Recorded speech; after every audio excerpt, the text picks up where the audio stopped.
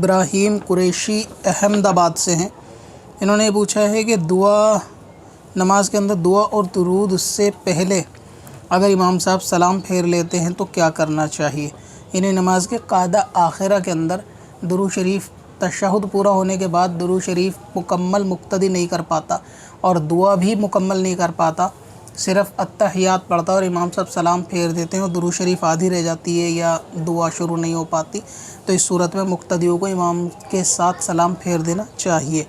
اگر تشہد مکمل نہیں ہوا تو کم سے کم التحیات مکمل پڑھنی چاہیے، باقی امام کی پیروی کرنی چاہیے۔ درود پاک کوشش کریں، اگر امام صاحب زیادہ تیز پڑھتے ہیں اور آپ ان کو نہیں فالو کر پاتے تو چھوٹا کوئی درود شریف پڑھ لیا کریں، کوئی ایسا درود کہ جس کے اندر الفاظ کم ہو اور وہ کامل درود ہو، اس کو پڑھ کر امام صاحب کے ساتھ سلام پھیر سکتے ہیں، کیونکہ درود ابراہیم کا پڑھنا ہی سنت مؤکدہ نہیں ہے نماز میں۔